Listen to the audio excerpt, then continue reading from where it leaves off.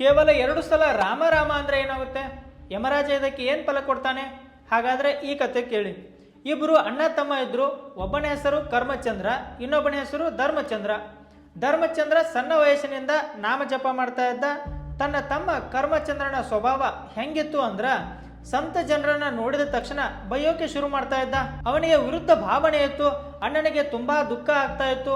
ನಾವಿಬ್ರು ಒಂದೇ ಹೊಟ್ಟೆಯಲ್ಲಿ ಹುಟ್ಟಿದೀವಿ, ಆದ್ರೆ ಈ ನನ್ನ ತಮ್ಮ ದುಷ್ಟ ಸ್ವಭಾವದವನು, ಎಷ್ಟೆಲ್ಲ ಪಾಪ ಮಾಡ್ತಾನೆ, ಇವನು ಉದ್ಧಾರ ಆಗುತ್ತಾ ಅಂತ ಚಿಂತೆ ಮಾಡ್ತಾ ಇದ್ದ.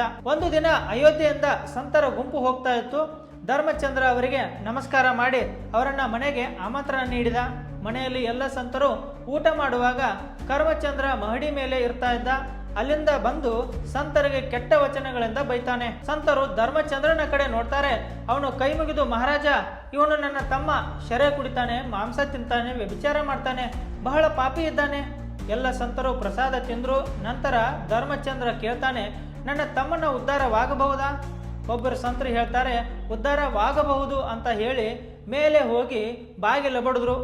ಅವನು ನನ್ನ ಅಣ್ಣ ಬಂದಿರಬಹುದು ಅಂತ ಅಂದುಕೊಂಡು ಬಾಗಿಲು ತೆಗೆದ ತಕ್ಷಣ ಸಂತ ಅವನ ಎದೆ ಮೇಲೆ ಕೂತು ರಾಮ ಹಣ್ಣು ಅಂತ ಹೇಳ್ತಾರೆ.